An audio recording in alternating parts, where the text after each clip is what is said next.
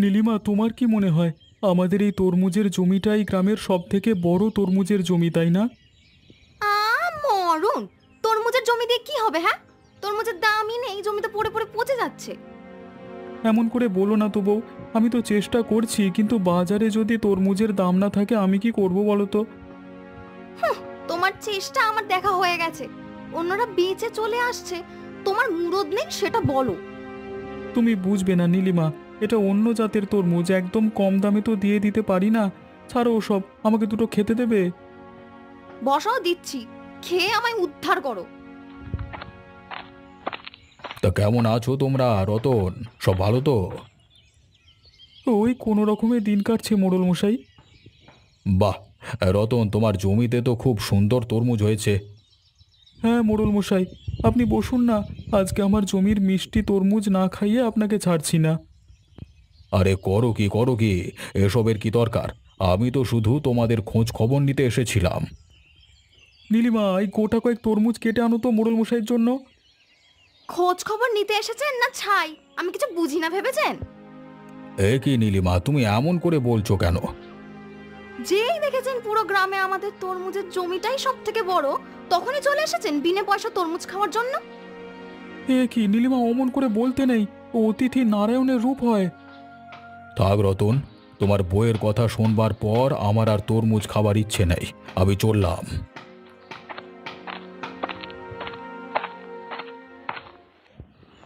কালকে উত্তর দিকে গ্রামে যেতে হবে, দাম পাই আর না পাই তরমুজগুলো বেচে ফেলতে হবে, না হলে তরমুজগুলো নষ্ট হয়ে যাচ্ছে। নগেন কাকা, নগেন কাকা, আমায় ছোট দেখে একটা তরমুজ দেবে? অনেক দিন ধরে খুব খেতে ইচ্ছা করছে। হ্যাঁ, এই তরমুজ খেতে ইচ্ছে করছে, তা তরমুজ খেয়ে আমাকে পয়সা দিবি নাকি? রীতিমতো ঘাম ঝরিয়ে তরমুজ ফলন করতে হয়েছে, আর ওনাকে তরমুজ দিতে হবে, সাহেবের বেটি যত সব। ঠাকুমাই তো বলেন নগেন কাকার কাছে গিয়ে চা, নগেন কাকা ঠিক তোকে তরমুজ দেবেন। গরিবদের তরমুজ খেতে নেই, যা যা, আর বিনা পয়সা তো একদমই না। বিনা পয়সায় কোথায় নগেন কাকা? ঠাকুমা তো বলেছে তরমুজ নিয়ে আয়, আমি নগেনকে ঠিক টাকা দিয়ে আসবো। অত কিছু বুঝি না, ফেলো করি মাখো তেল, আর নইলে পয়সা থাকলে বাজার থেকে কিনে খাগে যা। তুমি এভাবে বলছো কেন নগেন কাকা? আমি তো শুধু ছোট্ট দেখে একটা তরমুজই চেয়েছি। হ্যাঁ, তোদের সাথে এভাবে কথা বলবো না তো কিভাবে বলবো? ফুল চন্দন দিয়ে পুজো করবো? এ যা যা, এখান থেকে যা তো, ভিখারির বাচ্চা। আমি এখনই গিয়ে ঠাকুমাকে তোমার নামে নালিশ করব, দেখো। কিরে অবিনাশ, মুখ ভার করে কোথায় চললি বাবা? আর বলো না বুড়ি, এই গ্রামে থাকতে মন চায় না। মান সম্মান বলে কিছুই থাকলো না। কেন রে, কি হয়েছে তোর? আজকে একটু বেরিয়েছিলাম গ্রামবাসীর খোঁজ খবর নিতে। রতনের সাথে দেখা হয়। তা রতনের দিনকাল কেমন যাচ্ছে জানতে চাই, আর রতনের জমিতে ভালো তরমুজ হয়েছে তারই প্রশংসা করেছিলাম। এই সময় রতনের বউ ঘর থেকে বেরিয়ে এসে কি যে অপমান করলো আমাকে, কি বলবো তোমাকে। কেন, কি বলেছে নীলিমা তোকে? বলেছে আমার নাকি কোনো কাজ নেই, আমি ঘুরে ঘুরে বিনে পয়সায় এর ওর জমির ফসল খেয়ে বেড়াই। তুমি বলো বুড়িমা, এসব কি মানায়? নীলিমা এমন বললো তোর মতো ভালো মানুষকে? ছাড়, তুই তো জানিসই নীলিমা লোককে কথা শোনাতে পারলেই খুশি হয়। তাই বলে গ্রামের মোড়লকে এভাবে কথা শোনাবে? আমি কি ওদের কাছে তরমুজ খেতে চেয়েছিলাম? আমি গ্রামবাসীকে ভালোবাসি, তাই একটু খোঁজ খবর নিতে আসি, আর তাতেই এভাবে অপমান? আচ্ছা ছাড়, ওসব নিয়ে আর মন খারাপ করে থাকিস না বাবা। যা যা, বাড়ি যা। এই ভর দুপুর বেলায় রোদের মধ্যে আর ঘুরতে হবে না। সে আমি যাচ্ছি, কিন্তু রতনের বউ যদি দিনের পর দিন এমন করতে থাকে, তাহলে আমি আর ছেড়ে দেব না রতনকে। ডেকে পাঠাবো আমার কাছে। রতনকে ডেকে কি হবে? রতন তো ওর বউয়ের সামনে ভয় মুখই খুলতে পারে না। যাই হোক, এরপর আর আমি এমন শুনলে রতনকে ডেকে পাঠাবো, তখন যা হবে দেখা যাবে। তোকে যা বলেছে তার 10 গুণ রতনকে বলে, এই ভেবেই রাগ কমিয়ে বাড়ি যা। আর দুঃখ করতে হবে না, ওরা ওরকমই। লতা, একটা সুখবর আছে গো। আমাদের সব দুঃখ দুর্দশা এবারে ঘুচবে। আজ আমার কি আনন্দ হচ্ছে, মনে হচ্ছে দুহাত তুলে নাচি। কেন গো, কি হয়েছে? এত খুশি দেখাচ্ছে কেন তোমায়? আরে লতা, আমি একটা কাজ পেয়েছি। তা কি কাজ শুনি? আমি শহরে কাজ পেয়েছি গো। শহরের একটা বড় ব্যবসায়ের সাথে কাজের সুযোগ পেয়েছি। আমার কিন্তু আবার শহরে বড়লোক বাবুদের ঠিক বিশ্বাস হয় না। তুমি কি কাজ করতে যাবে ওখানে? গ্রাম থেকে তরমুজ কিনে নিয়ে শহরে গিয়ে দিতে হবে, এটাই কাজ। শহরের লোকেরা শুনেছি খুব চালাক হয়।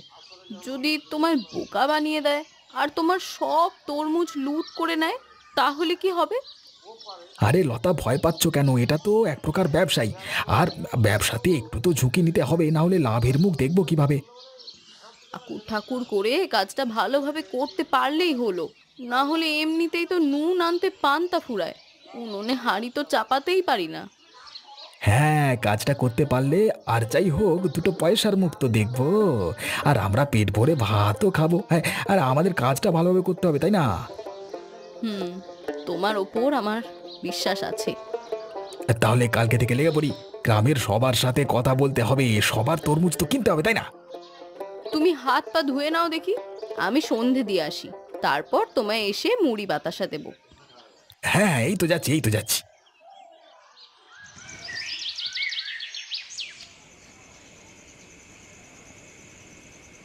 কি গো, কখন থেকে ডাকছি শুনতে পাচ্ছ না? খেতে দিয়েছি তো, খেতে আসবে না তুমি? না, খাবো না, আমার খিদে নেই।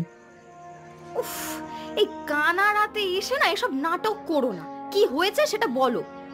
কি হয়েছে তুমি বুঝতে পারছো না? আজকে সকালে অবিনাশ বাবুকে তুমি ওভাবে অপমান না করলেই পারতে। কেন, এমন কি বলেছি আমি যে তোমার মনে এত দুঃখ লেগেছে খাবে না বলছো? চুপ করতো নীলিমা, তুমি কি করেছো তুমি জানো না? তোমার এতটুকু লজ্জাবোধ নেই? একটা কথা বলবার আগে তো ভাবতে হয় কাকে কি বলছো।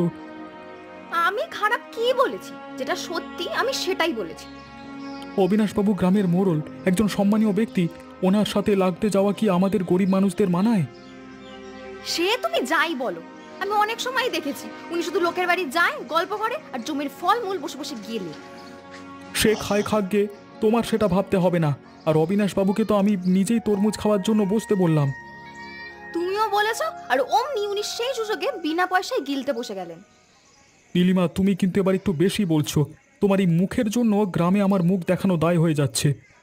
সেই তো, তোমার জমি থেকে একটা তরমুজ খেয়ে গেলে কার কি ক্ষতি হতো? যার জন্য বলি সেই বলে চোর। ঠিক আছে, তোমার যখন এতই দরদ ওই মোড়ল মশাইয়ের বাড়ি খাওগে যাও। আজ রাতে তোমার খাবার নেই আর। হ্যাঁ, যাও যাও, আমি খাবো না, যাও দেখি।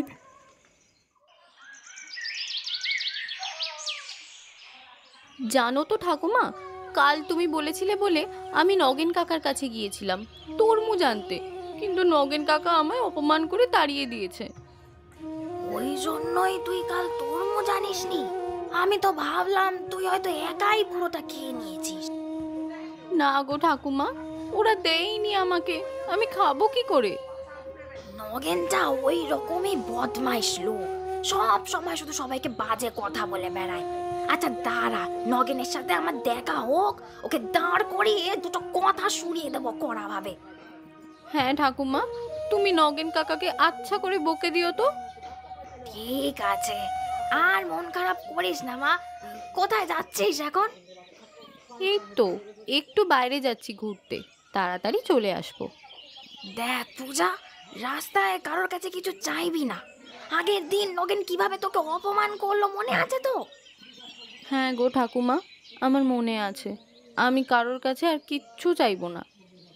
কিন্তু তোর মুখ দেখে তো মনে হচ্ছে না তুই নিশ্চয় কারো কাছে আবার তরমুজ চাইবি।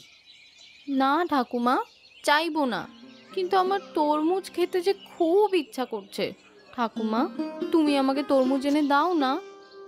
দেখ পূজা, আমাদের কাছে তো অত টাকা নেই যে তরমুজ কিনে খাবো। আচ্ছা ঠিক আছে, আমি এনে দেবো তরমুজ, তখন তুই মন ভরে খাস। তুমি সত্যি বলছো ঠাকুমা? তুমি তরমুজ এনে দেবে আমায়? হ্যাঁ রে বাবা, হ্যাঁ এনে দেবো। এখন যেখানে যাচ্ছিস যা। কি রে নগেন, এভাবে বসে থাকলে চলবে? কেন রে গোপাল, কি হয়েছে? এখানে আসছিস কেন? আমি কিন্তু বিনে পয়সায় তরমুজ দিতে পারবো না। আরে তোর তরমুজ তো বড়ই হয়নি, নেব কি? চাষের দিকে একটু নজর দে নগেন। কেন রে, তোর কথা শুনে চলতে হবে নাকি? তুই কে রে? আমার কথা শুনে চললেই তোর লক্ষ্মী লাভ হবে, এ আমি বলে দিলাম। এই গোপালকে আমার একদম সহ্য হয় না কলা। এখানে এসেছে জ্ঞান দিতে যত সব। শোন নগেন, আমি একটা কাজ পেয়েছি। কি কাজ? শহরে এক বড় ব্যবসায়ীর কাছে গ্রাম থেকে তরমুজ কিনে শহরে গিয়ে বেচতে হবে। বাহ, ভালো তো। কিন্তু এখানে আমার লক্ষ্মী লাভ হবে কিভাবে? তোর কাছ থেকে, রতনের কাছ থেকে তরমুজ কিনবো, তাই তো তোকে বলছি তাড়াতাড়ি তোর চাষ শেষ করতে। এটা বলবার কারণ কি জানিস? কি? যাতে পয়সার কথা শুনে তুই একটু উৎসাহের সাথে চাষটা করিস, বুঝলি? ঠিক আছে ঠিক আছে, আমি বুঝতে পারছি তোমার মতলব। আমার মতলব মানে কি বলতে চাইছিস? তুমি গ্রামের লোকেদেরকে ঠকিয়ে কম দামে তরমুজ কিনে শহরে নিয়ে গিয়ে বেশি দামে বেচবে, তাই না? দেখ, তোর ভালো চাই তাই তোকে বলছি। আমার জন্য যদি তোর দুটো পয়সা হয়, তাই জন্য তোর কাছ থেকে কিনবো বলেছি। আমাকে বলদ ভেবো না। আমি সবাইকে বলে দেব যে তুমি গ্রামবাসীকে ঠকাবে বলে ঠিক করেছো। দেখ নগেন, এমন ভুলভাল কথা রটালে আমার থেকে খারাপ কেউ হবে নাই বলে দিলাম।